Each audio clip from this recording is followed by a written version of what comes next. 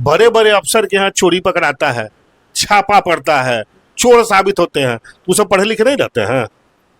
उसका बुराई करे मुंह नहीं खुलता है, आपका खुलता है कि नहीं खुलता है।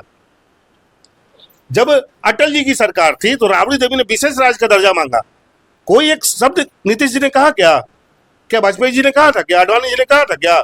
लेकिन जैसे ही 2005 में सत्ता में आ गए बिहार में, तो अब नीतीश जी ने उन्हीं का कॉपी, राबड़ी देवी जी का कॉपी, विशेष राज्य का दर्जा। भी लोग हैं उनको दो बात पता है कि एक तो हम लालू यादव का बुराई करें, तो एक तो लालू यादव का बुराई भी हो गया, प्लस लालू यादव की जैसे ही बुराई करेंगे, उनके परिवार का बुराई करेंगे तेजस्वी यादव का नाम, तो हम फेमस हो जाएंगे, मेरा न्यूज चल पड़ेगा, वो लोग जानने लगेंगे।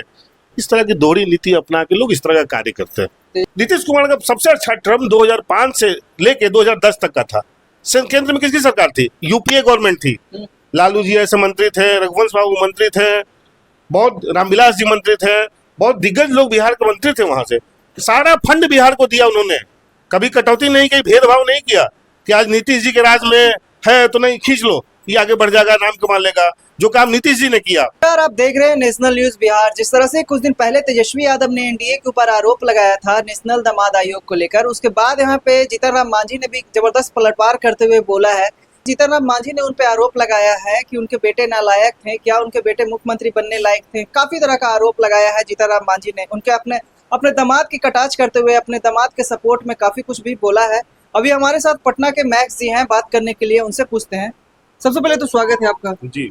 जिस तरह से तेजस्वी यादव ने यहाँ पे आरोप लगाया था एनडीए के ऊपर नेशनल दामाद आयोग को लेकर, उसके बाद जीतन राम मांझी ने ताबड़तोड़ यहाँ पे हमला किया है लालू परिवार के ऊपर।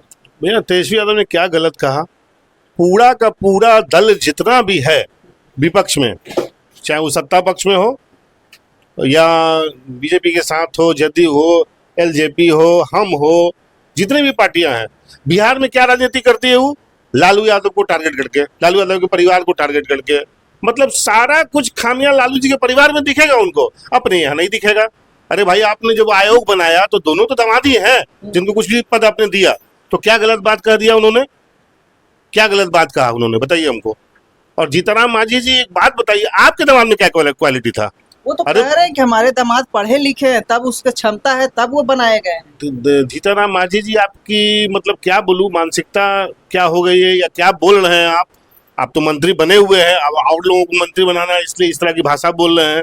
मैं आपको बता दूं पॉलिटिक्स में तेजस्वी यादव जहां तक पढ़ा लिखा है ना, वो बहुत है। उसको बिहार का भला करना है, बिहार के लिए अच्छा सोचना है, बिहार के लिए अच्छी काम करनी है। स्वास्थ्य विभाग हो, सड़क विभाग हो, डिप्टी सीएम हो, उन्होंने अपने पद पे रहते हुए कौन सा ऐसा गलत काम किया? आपने खोट निकाली उसमें, बताइए। वो तो बोल रहे हैं एनडीए वाले की क्रेडिट ले रहे हैं सिर्फ। जीतन राम मांझी जी बड़े बड़े अफसर के यहाँ चोरी पकड़ाता है, छापा पड़ता है, चोर साबित होते हैं, वो सब पढ़े लिखे नहीं रहते हैं। उसका बुराई करे मुंह नहीं खुलता है, आपका खुलता है कि नहीं खुलता है।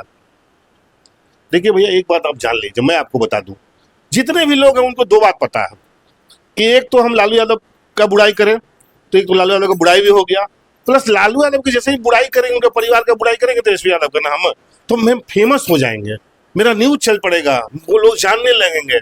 इस तरह की दोहरी नीति अपना के लोग इस तरह का कार्य करते हैं। तेजस्वी यादव ये भी बोल रहे हैं कि 11 साल हो गए मोदी जी को, जब जब बिहार आते हैं विकास के ऊपर बात नहीं करते हैं, पलायन के ऊपर बात नहीं करते हैं, शिक्षा के ऊपर बात नहीं करते, लेकिन लालू परिवार को गाली दे के जरूर जाते हैं। देखो मेरे भाई एक बात हमको बताओ, मान लिया जाए आज जो 18 साल का युवा है या 20 साल का युवा है, अगर वो बोलेगा कि भाई बिहार में इतना पद खाली है, वैकेंसी निकाली, हमको नौकरी दीजिए, तो ये लोग क्या बोलेंगे?